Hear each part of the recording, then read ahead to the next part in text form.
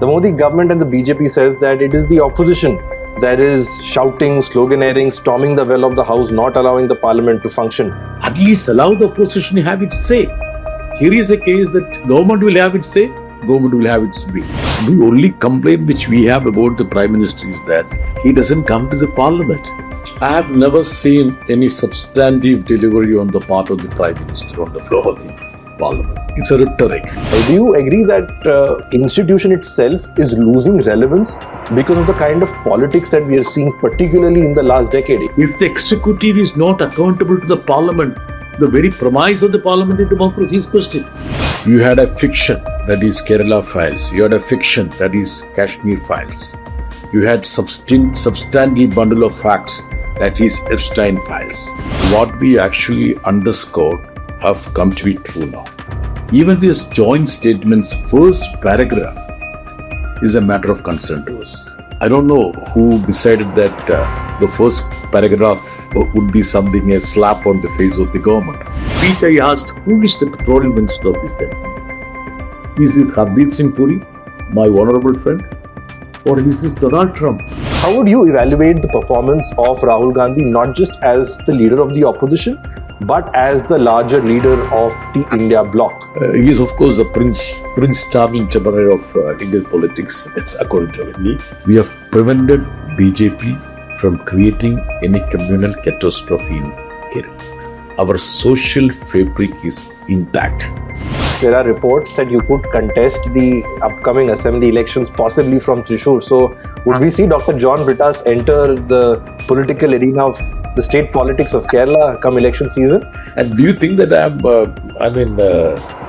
failing in my duty as a member of Parliament, Rajya Sabha?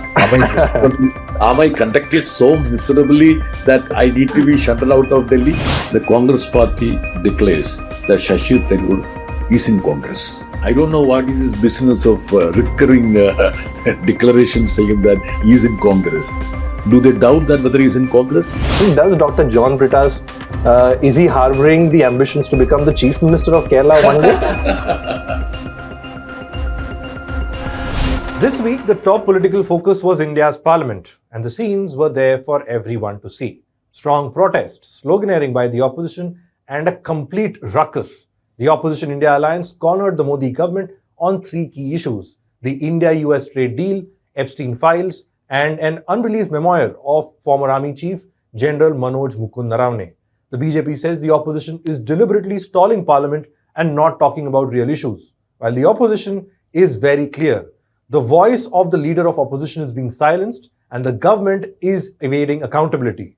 The India bloc has asserted that if the opposition is not allowed to speak, then the Prime Minister won't be allowed to speak either, leading to a complete breakdown of relations between the opposition and the ruling benches. One of the opposition MPs leading this charge against the Modi government is Dr. John Brittas. He's Rajya Sabha MP from Kerala and he belongs to the Communist Party of India Marxist.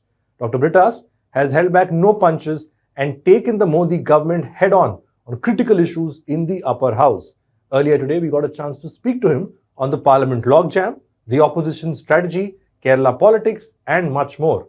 Do watch this conversation till the very end because Dr. Brittas has given some very interesting and, of course, candid answers. Hello and welcome. I am Shubham Chohan. Let's get started. Dr. John Brittas, sir, thank you so much for taking out the time from your busy schedule and joining us on HW News English. I know Parliament is on, and you've made quite a few speeches that are going viral on social media. So thank you for taking out time from all of this and speaking to us. Let's start with the ruckus that we've seen in Parliament over the last 3 to 4 days. The Modi government and the BJP says that it is the opposition that is shouting, sloganeering, storming the well of the house, not allowing the Parliament to function. What is your response to the ruckus that we've seen over the past 3-4 days? See, there are certain vocabularies, phrases, certain issues which are banned in Parliament. It's not because they're unparliamentary. Naravana is banned. Epstein Files are banned. You can't say anything about the Prime Minister. You can't even say anything about, say, even a word Narendra Modi may be seen as something which is against the nation. You had a fiction that is Kerala Files. You had a fiction that is Kashmir Files. You had substantive bundle of facts, that is Epstein Files. That is something which is dealt with the US Justice Department. Even other countries, including UK, are publicly commenting about it. But in India, the Indian Parliament cannot even refer to it.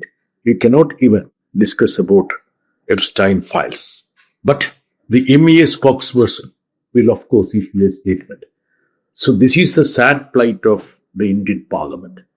Now, whether the government likes it or not, opposition would like to raise issues which are pertinent. It's up to the people to decide whether they are pertinent, important, contextual, relevant, frivolous. But how can the government executive adjudicate on a matter the opposition wants to raise? Even on the Indo-trade deal, we were not allowed to have a full-fledged discussion.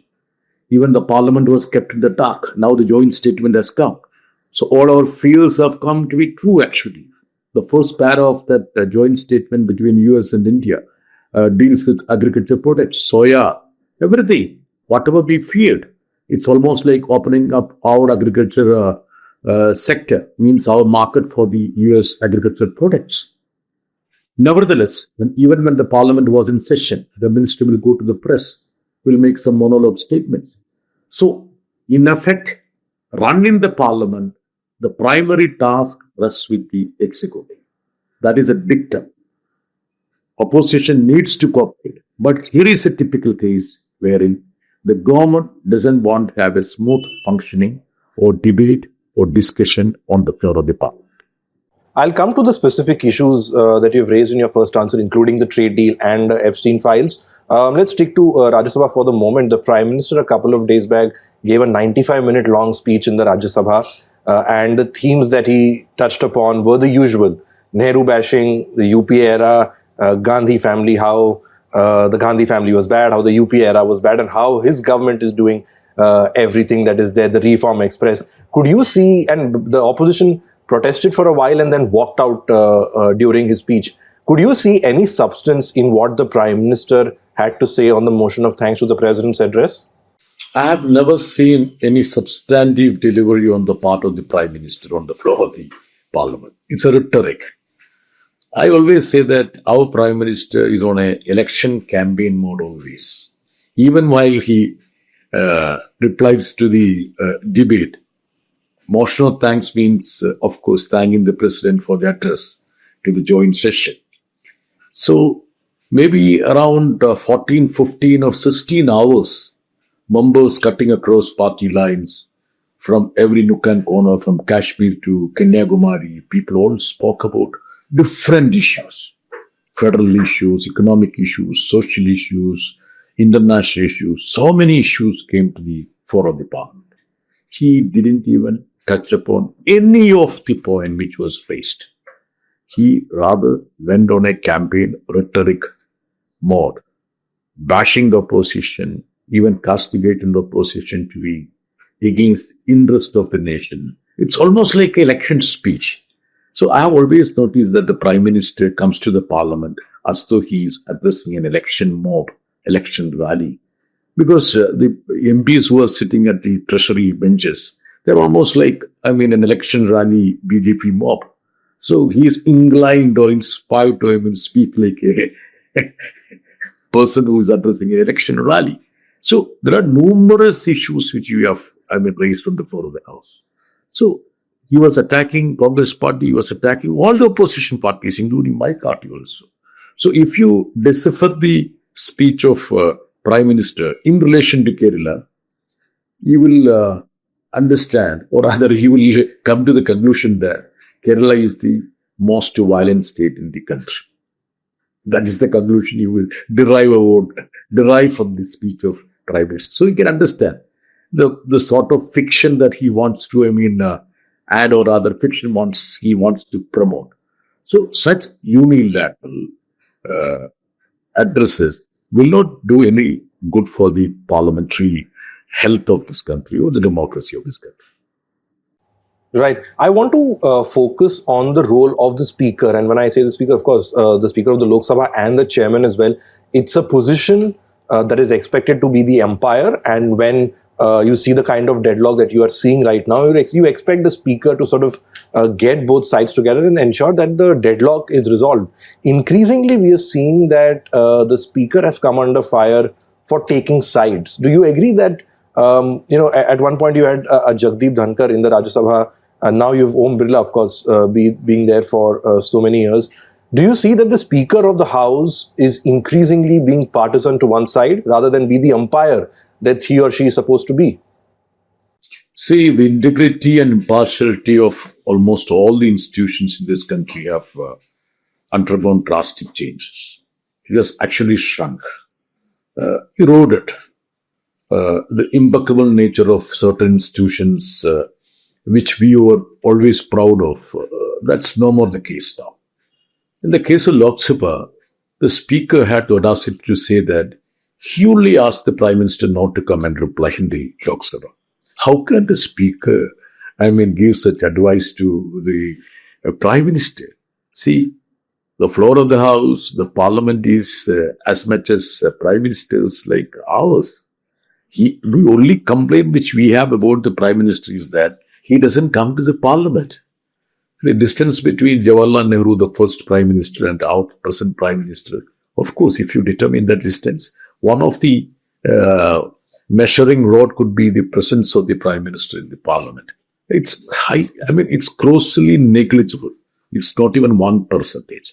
He doesn't address any of the questions which are raised regarding his departments. There are certain departments which he holds, like Department of Space, Science, Technology, Personnel, etc. Even those departments, he doesn't reply to the questions. Normally, all the Prime Ministers used to take questions on their departments. And many of the important events are not being chartered for any discussions under different rules. There are numerous parliamentary ways in which you can discuss all those issues. So I feel that the way the Speaker conducted himself, of course, see, as we stand, we don't have that much of trust in such institutions. They are, of course, very parochial and partial. And one, I can say, the pattern of this government has been to appoint those persons to such enlightened or other coveted positions. Those persons who can toe the line of the government. See, the loyalty is very important in this government dispensation. Jagdeep Dhankar, for the first time in the history of India, was to put in his purpose just because his loyalty, there was a slight suspicion. He was loyal to the government maybe 99.99%. A 0.1% deficit was there. But this government will not cope up with even 0.1% of deficit.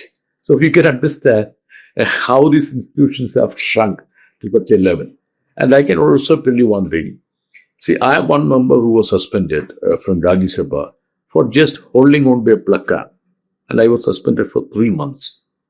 There was a case, a BJP member comes to the parliament, who normally comes to the parliament on his artificial limb. He was permitted to place the artificial limb on the desk to make it a propaganda across the nation, as though there are some violent incidents which made him to lose the legs. Of course, it's an unfortunate incident. But there were unfortunate incidents before that. Even that person who lost the legs was implicated in criminal cases. There were brutal murders which had happened after that also. If you look at the number of murders, it's all unprecedented episode in the history of Kerala. Nevertheless, we have crossed the Rubicon and we have gone ahead to have peaceful coexistence in Kerala. But there are something like 218 CPM cadres who were brutally killed by the RSS ideology, RSS people. So, in order to set in a narrative communication, such sort of campaigns are being unleashed using the floor of the parliament. So, how the presiding officers cope up with such things? So, I feel that the institution of parliament, the institution of presiding officers, all these facets of our democracy have undergone drastic changes which have eroded. And the long-standing impact on the country, that is something which we need to be bothered about. How will the people look at the parliament institutions? The faith of the people be shaken. See, at the end of the day, You need to have the trust of the people to run a system. The moment the country loses, the moment people realizes that the parliament is no longer effective, why should they have faith? Why should they repose their confidence in the democratic system of India? So what had happened in our neighboring countries? So it will have impact in our country also. So I feel that the treasury benches, the government needs to be much more concerned about it, because allowing the opposition is very important. And one more thing I can tell you on. See, in any parliamentary democracy, the institution of the opposition is very important. Without the opposition, the parliament is not there. The normal, the way in which we see the parliament is that the opposition will have its say and the government will have its way. Okay, at least allow the opposition to have its say. Here is a case that government will have its say, government will have its way. That means the institutional opposition is not in the scheme of things. Then there is a breakdown of our machinery. That's what I feel. So. I take your point there, and you refer to a public trust as well, which is what I was going to come to next. Sure, there are issues and there are questions that need to be asked of the government, given how they are operating in parliament. Now, as for the opposition strategy, at least in the last few days that has come out, is look, if the LOP is silenced and if the LOP is not allowed to speak, we will not let the Prime Minister speak either, which is what we saw in the Lok Sabha, something that you referred to as well. The Speaker said that I advise the Prime Minister to not come to the House. But when you speak of public trust, when you see this kind of bitter, acrimonious and complete breakdown of relationship between the opposition and the government, it's the public that eventually loses. And we're seeing that people are not having quite a favorable view of what is happening in parliament, irrespective of which side they support, because eventually it's the public will that is sort of being taken for a ride. Do you agree that what many are saying, that, the institution itself is losing relevance because of the kind of politics that we are seeing, particularly in the last decade? Interruptions were there previously as well, but this lack of trust, this trust deficit between the ruling and the treasury benches has gone to another level altogether, isn't it? No, I do agree. That's why I said, see, the cumulative impact on our system is something which we all need to be concerned about. But having said that, see, whose responsibility? Who has the primary responsibility to run the parliament? It's the treasury benches. It's the government. And what is this parliament for primarily? See, in a parliamentary democracy, let us be very clear about it. Parliament is the forum on which the accountability of the executive is ensured. Simple as that. See, I am accountable to the people because I'm a member of parliament. I am accountable to the people. And the government needs to be accountable to the parliament. That is how the system functions. The check and balances needs to be there. There is Supreme Court, there is court which needs to oversee, to interpret the laws. All these things are there. But if the executive is not accountable to the parliament, the very premise of the parliamentary democracy is questioned. So the government decides that we cannot be accountable to the parliament. That's the major issue, major concern. Let's also discuss about the quality of the parliamentary discourse here. See, earlier we had a practice wherein something like 75 to 80% of the bills which come on the floor of the House are referred to the, select committee or standing committee. Now, most of the bills are passed even without due diligence, without any due consideration or discussions. So, who suffers it? Not only the government, not only the opposition, the people suffers. See, those pieces of legislation which have got far-reaching impact on the lives and livelihoods of the people have to be debated. The stakeholders have to express their view. Now, Indo-US trade deal. See, there are trade deals which we have signed. And we have seen flaws also in ASEAN trade deal. I mean, even the present government says that there are flaws in that trade deal. So we have so much of concern. Think about the Indo-EU trade deal. The discussion started maybe 2013 or so. I mean, maybe 15 years, 16 years, we have been discussing on different aspects. Now, all of a sudden, shouted in a mystery, a trade deal comes into existence. And In fact, sorry to interject. Before you come, I want to give the context to the audience on the trade deal itself, because while we are speaking, a joint statement has come out from US and India. For our audience, we'll show those joint statements to you on the screen.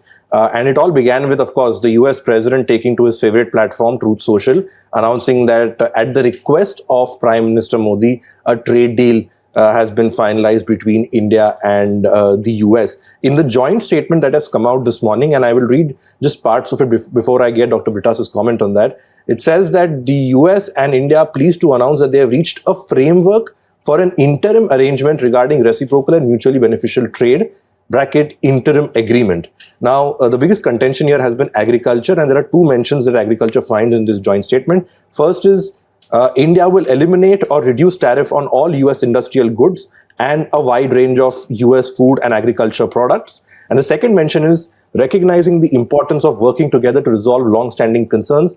India also agrees to address long-standing non-tariff barriers to the trade in US food and agricultural products. Now, Dr. Brittas, India has maintained that the interest of the farmer will not be compromised. But we're seeing that compared to the US, New Delhi has left a lot of room. They've left a lot of questions unanswered as far as the trade deal details are concerned, particularly agriculture and Russian oil. How do you see the developments over the past few days on the India-US trade deal? What is your sense? Has New Delhi conceded to Donald Trump in that sense? see, what we said, what we actually underscored have come to be true now. Even this joint statement's first paragraph is a matter of concern to us. I don't know who decided that the first paragraph would be something, a slap on the face of the government. See, I mean, whatever have been stated by Donald Trump, his agriculture secretary, his White House secretary, have come to be true if you just go to the fine print of the joint statement that has come. I just read it in the morning also. So I was surprised.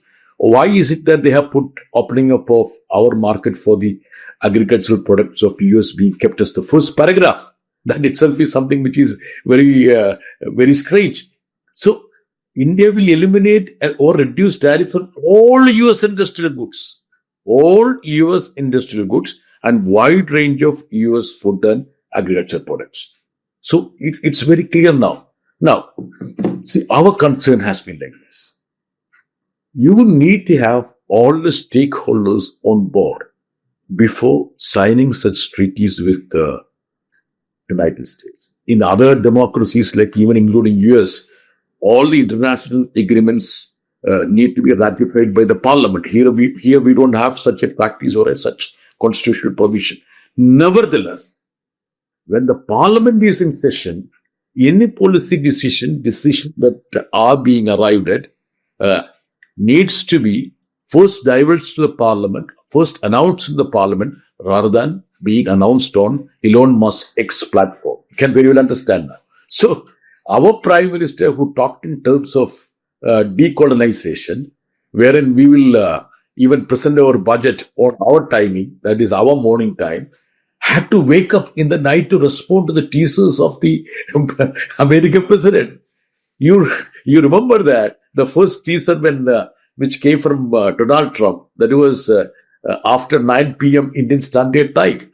Then he asked, wait for the details. The Prime Minister had to wait for 1 hour.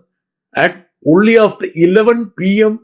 in the night, the Indian Prime Minister had to tweet. So even Donald Trump made our Prime Minister to be awake in the night so that he instantly responds to it.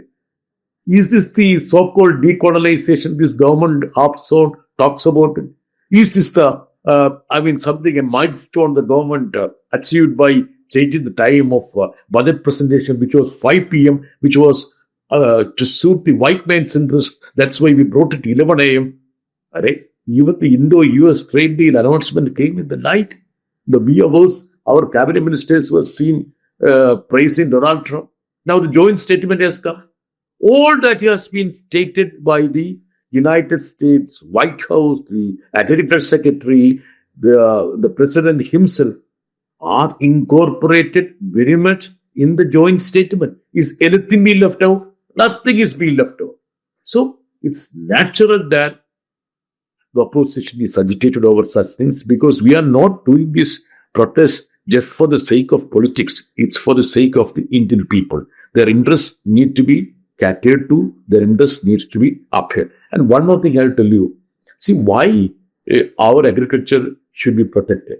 The US agriculture sector is highly mechanized and the production is very cheap. Unlike European Union. The moment you open the gates of India, our market for the US agriculture products, the floodgates will be opened. What about the 13 million hectares of soya, the corn, maize that we cultivate? What will happen to these hapless farmers? I can tell you one thing, my experience. I am from Kerala. See, when the ASEAN treaty was signed, we pleaded with the then Congress government, don't do it because it will have far-reaching impact on the cash crops, especially on rubber cultivation. See, most of the rubber farmers became pauper. The sense the rubber price was sluggish or plummeted. The same thing can happen to our agriculture in North India, who produces all these products which America claims to be exporting to India. And we have been always talking about our sovereignty, our strategic independence. See, in my speech, I asked, who is the petroleum minister of this time? Is this Hardeep Puri, my honorable friend?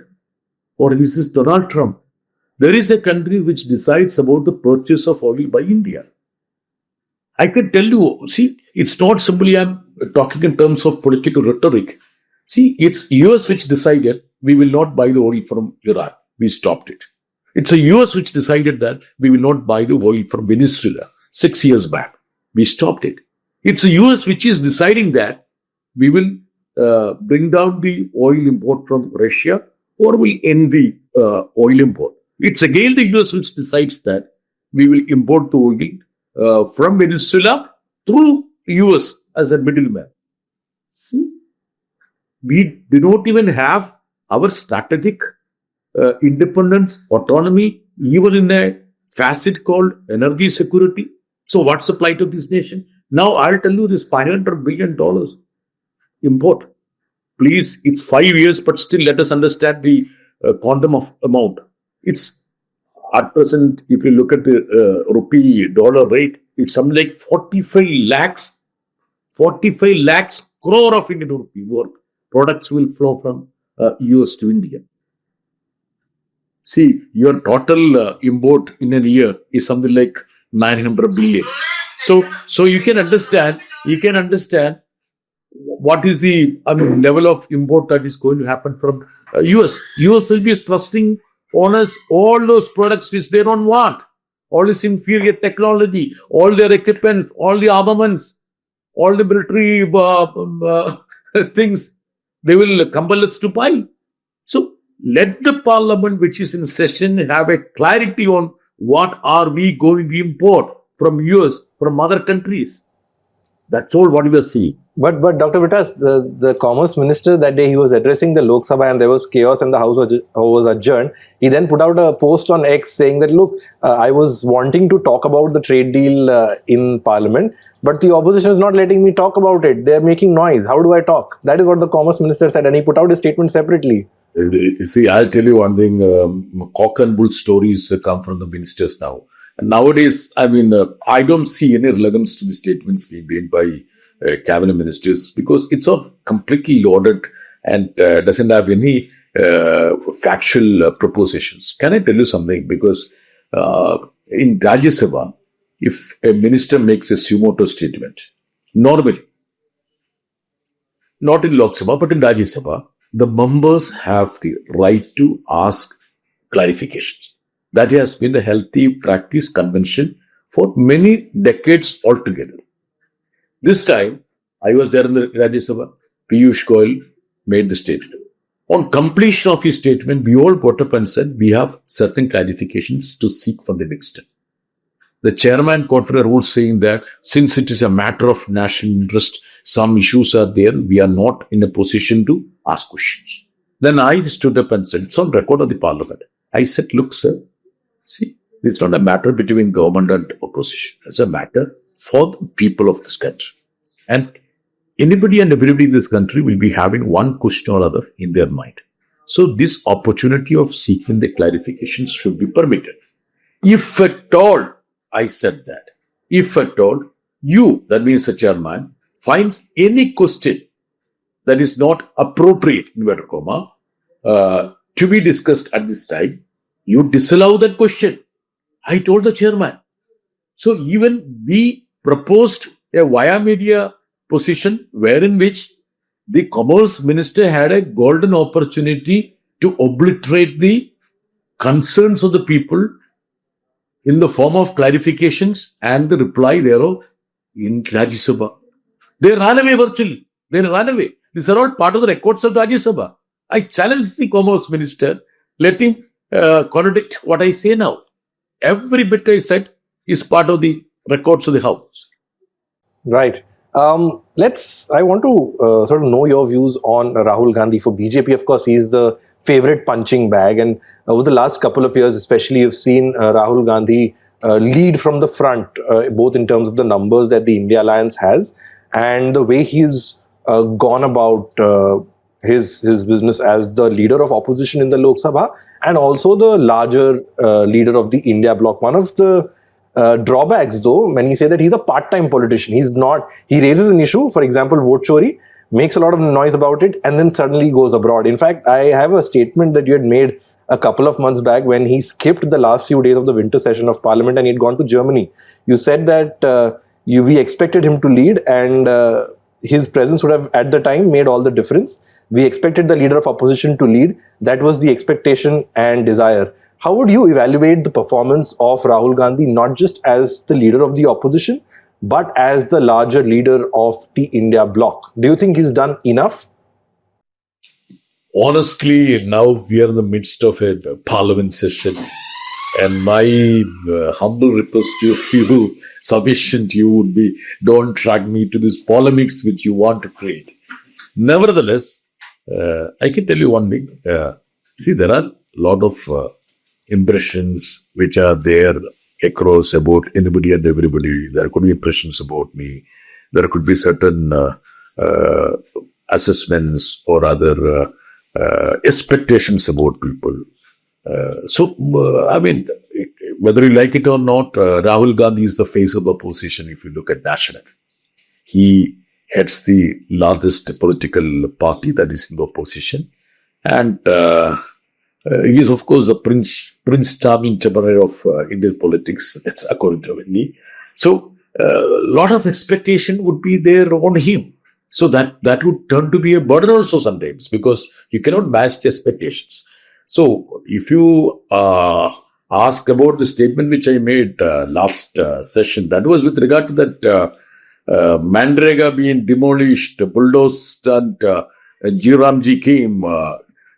So that was a time when the government brought in the bill and passed it in the midnight or the wee hours of the day, without even giving a chance to us to move our amendments or refer this to any committee. So at that time, Rahul was out of country. I think he was touring Germany. Maybe according to him, that would have been a very important assignment. But from a point of view of a very ordinary, humble public servant, I thought that his presence in Lok Sabha or Parliament would have been much more inspiring to the opposition parties. So that was out of my maybe greed or my ambition to have his presence in Parliament, which would have made our overtures for a agitation or a protest much more effective. That's all. But having said that, it's up to him and his political party to decide which all programs he needs to attend and what should be the priority he needs to attach to each program. So I think I would stop there. Towards the latter half of the interview, I would want to talk about the Kerala elections and the politics of Kerala. But one word before that, on the Epstein Files, you've had names of the Prime Minister and Hardeep Puri and even industrialist Anil Ambani come out. You raised this in Parliament, and the moment you uttered the word Epstein Files, you had the Deputy Speaker and the BJP, of course, pouncing on you and saying that you can't talk about Epstein Files. How dangerous or how concerning is this development to you, where just these names have emerged so far in the Epstein files? No, it's hugely concerning to anybody and everybody. How the international politics, the policy decisions are arrived at the instance of such manipulations or manipulators. This is something, and he's a convicted offender. He was a convicted offender. And there is a reference about our Prime Minister linking US, India, Israel, how, he danced to the tune of Israel. Maybe like that. These are all very disturbing, perturbing observations. And that's what I said in the beginning, that if the parliament had the privilege, inverted comma, to discuss about fictional files like Kashmir files and Kerala files, why is it that the Parliament of India is not permitted to discuss about substantive file which is under the consideration of various government agencies, not only in US, other countries? You had seen, premiers of other countries commenting on Epstein file, the disturbing revelations that has come. So I feel that in order to ensure the accountability of the executive, in order to exonerate our Prime Minister, that also is very important, to exonerate the Prime Minister from that blemish which has come out, it would have been in the fitness of things that these things were permitted to be discussed in the Parliament and government responds to it. See, a MES spokesperson has issued a statement dismissing the Epstein file. Does it mean that MES spokesperson is more important than the Parliament, more important than a member of Parliament? So it's a prerogative of the Parliament to discuss about all those issues which concerns this country and those matters pertaining to the executive, because it's our task and our assignment, job by the Constitution to ensure accountability of the government. That is precisely why the Parliament is there. So the moment if I say Epstein, I am shut out. It's not according to the rule. I don't know who decides this rule. What is this rule about? I really don't understand. It's like the earlier kingdoms and emperors were anything not very palatable to the emperor, that is against the nation.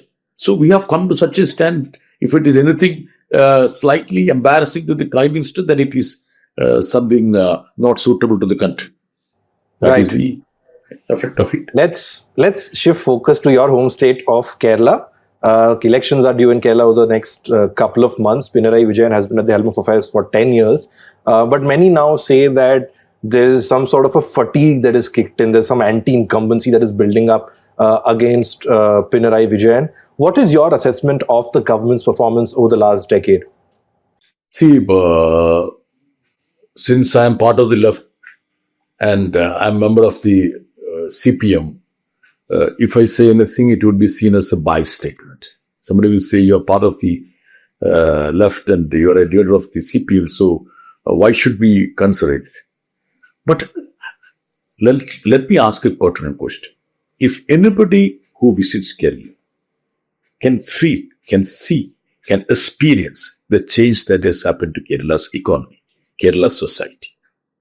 So on the economic front, Kerala has done very well. On the welfare front, we have done extremely well. On the social front, we have become a model. We have set certain milestones which even developed nations cannot compete with. First time in the world, a state eradicating extreme poverty. First time in India, a state saying that education till graduation level is free for all of you. So certain milestones. I was talking to somebody maybe and I just pointed out one small vertical, one small indicator or couple of indices, but I'll pick only one. See the infant mortality. The children die against 1,000. Okay, let us put 1,000. In the model state of Uttar Pradesh, it is 37. National average is 27. In Kerala, it is 5 out of 1,000. In the United States, it's 5.5. So see the developed indices the social sectors. So if you take the economic, social, and also the so-called other aspects of the lives and lives of the people, are having tremendous improvement or development. So we feel that in fitness of things, the government will get a chance to present all those things, and the people of this state would have the opportunity to support the initiatives that have happened out. See, the infrastructure level, if you look at it, see the roads which we are building here, the national highways plan. I hope you are from Kerala. Are you from Kerala? No. No, I'm from Mumbai. Okay. But I agree that Kerala has performed much better than some of the states on some of the basic indicators: health, infrastructure, education, literacy. I get your point, and I totally take that. But I want to ask you this: there are reports. No, I'll add one more point. Sure. I'm now sitting in Delhi, which is the center of the nation as the capital. For me, the most important achievement of Kerala government at Kerala was we have prevented BJP from creating any communal catastrophe in Kerala.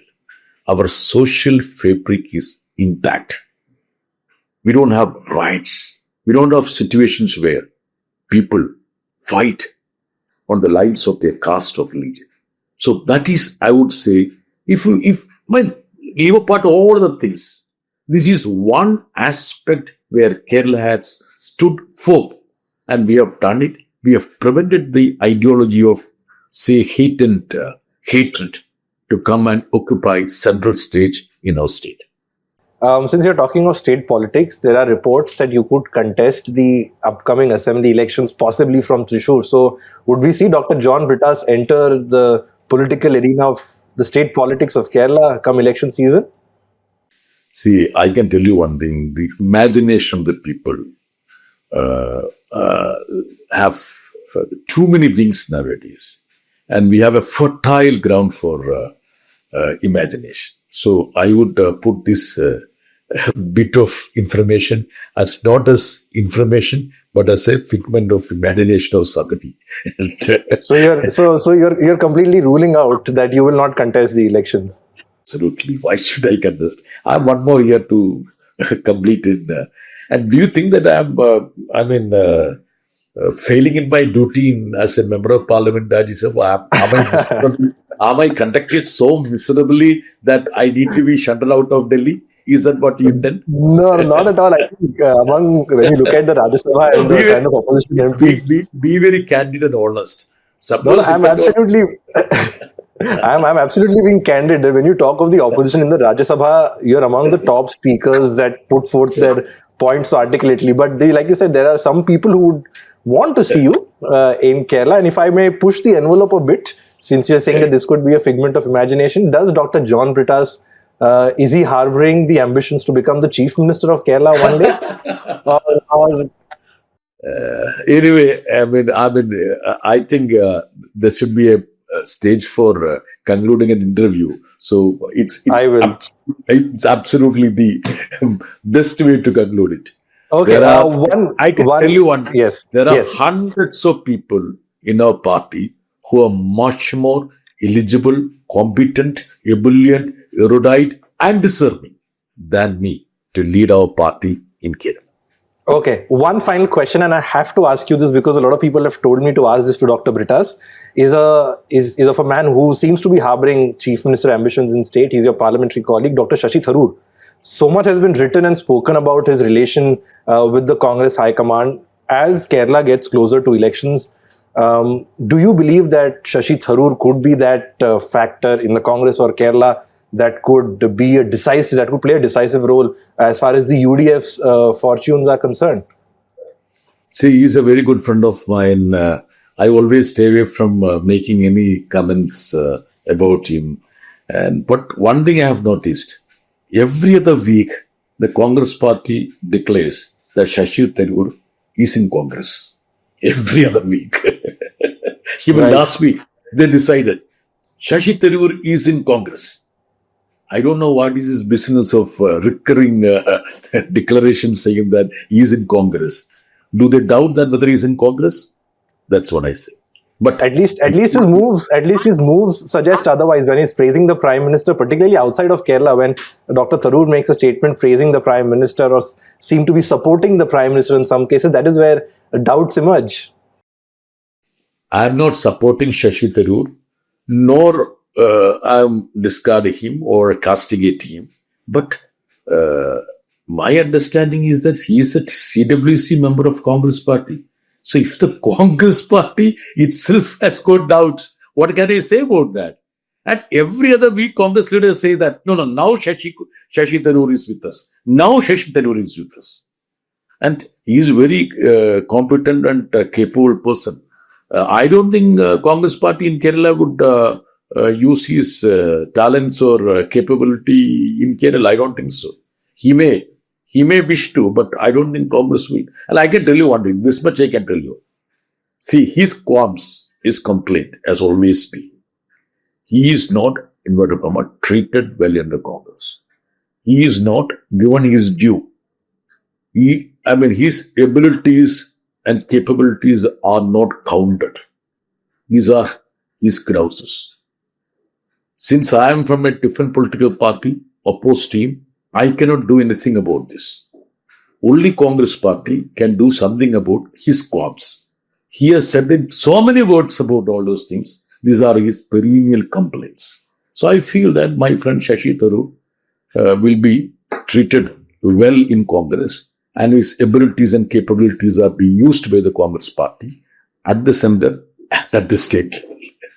Okay, on that note, Dr. John Brittas, thank you so much for taking out the time, speaking so candidly. One thing that is often associated with you, that you speak your mind, you speak your heart out, and this is something that you've done here as well. Thank you so much for joining us on HW News, sir. Thank you very much. Bye-bye. Bye. Have a nice day.